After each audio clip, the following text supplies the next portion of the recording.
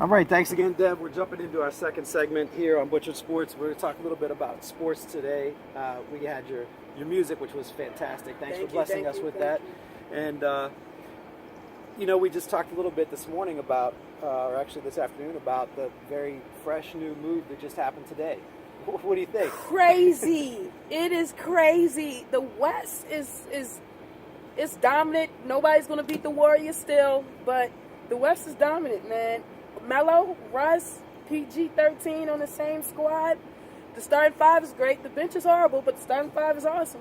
Yeah, and they'll win their share of regular season games, and they'll be positioned a little bit better than they were last year in the playoffs. So at least it looks like that on paper if they stay healthy.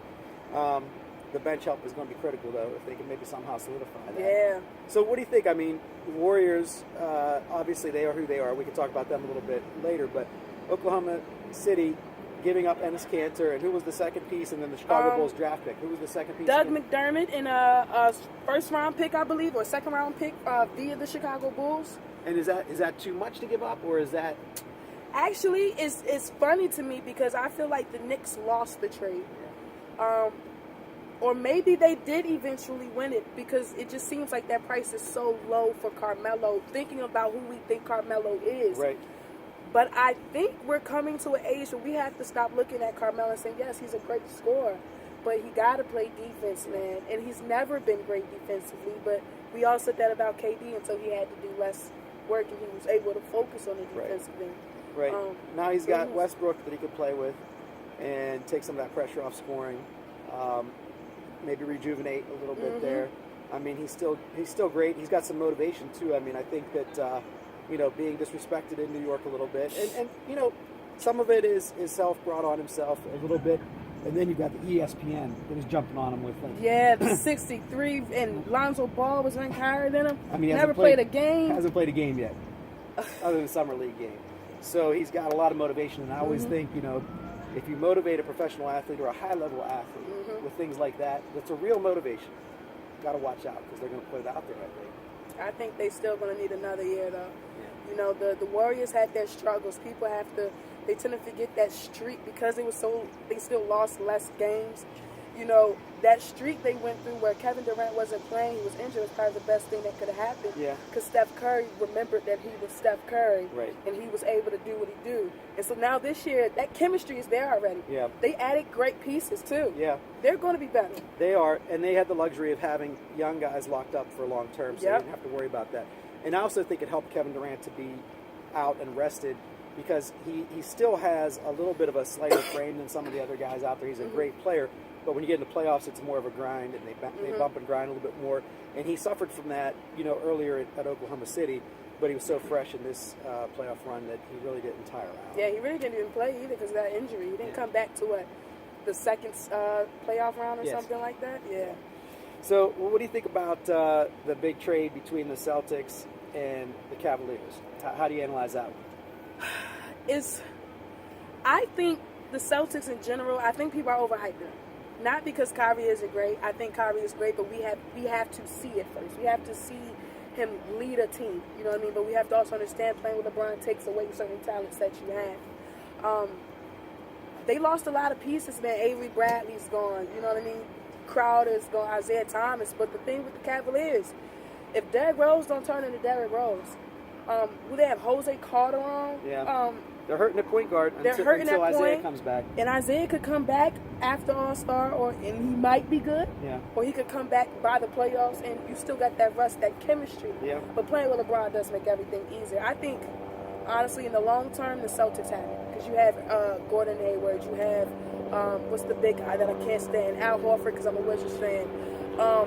You have Kyrie, who I believe is going to stay in Boston. His dad played in Boston. I believe he's going to stay there. So you have a future. You have something to move over. The Jaylen Browns. Right. Maybe not this year, but they're going to take another step forward this year. It might mean ultimately that they go a little further in the East Conference Finals.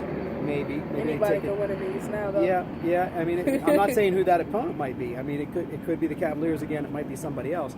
But, one team I think is going to be on the come up is the 76ers. I think they're finally going to realize some of the potential that they have there and trust the process is going to start to...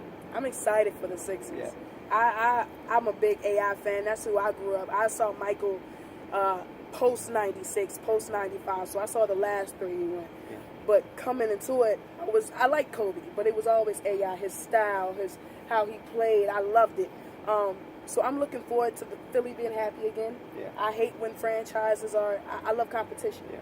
So I would love to see Joel Embiid play because I believe he's going to ball hard. I believe Ben Simmons is Rookie of the Year. I'm already saying it. Ben Simmons is Rookie of the Year. If he can stay healthy, we can't call him LeBron James when he comes out the draft, Right. and then not say he's going to be Rookie of the Year when he starts playing. So yeah, I'm excited for the Sixers. I think so.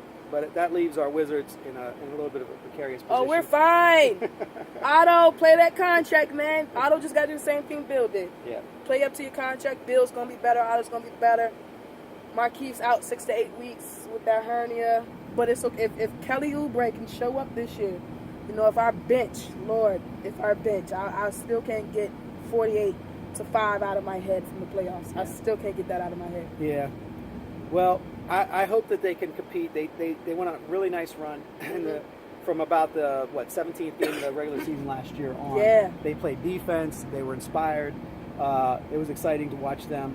I do think it's going to be. I think it's going to be a little more competitive in the East. I think that's what you're saying anyway. You think so? It could be anybody. Well, we'll look at it. I mean, just in that conference alone. I mean, in that division alone, you've got the Celtics who have improved greatly. You've got the Sixers who have such a young talent, just blooming right now. With no experience. No experience, and they haven't learned to win yet. And they haven't been healthy yet. No. We haven't seen them yet all healthy. Markelle Fultz does not play defense. That's right. The Wizards. Didn't they pick up J.J. Redick, though, too? They did pick up J.J. Redick. I believe J.J. Redick is a great shooter. But I've never seen him, be the guy. Right. But they need that veteran. Yeah. You know what I mean? But he can't. I don't believe he can show you how to win because he was with the Clippers. Right. Where they lost. They always choked. Where they always lost. Yeah. Yeah, no, you're right.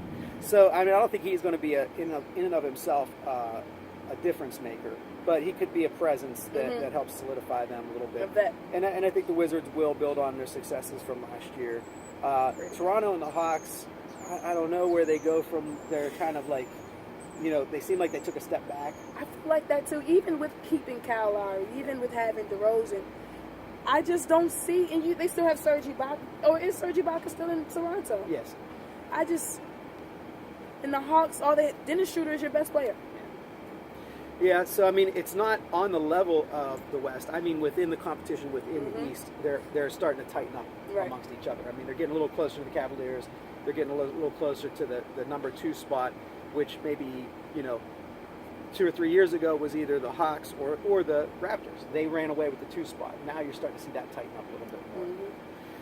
So, any other NBA things that got you excited? I mean, we're about 4 or 5 weeks away from the regular season. I can't wait to see what them Timberwolves look like.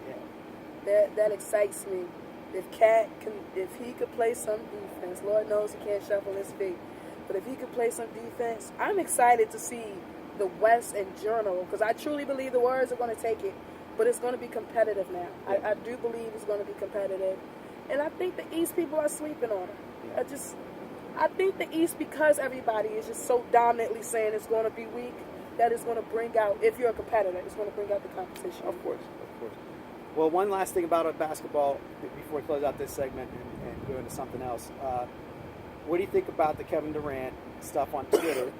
I'll listen to what you have to say, and I have some thoughts on it, but just in general.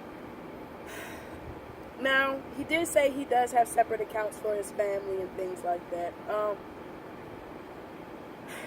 I hate that he had to do it. But at the same time, I try to look at it from both perspectives. It looks weak from us.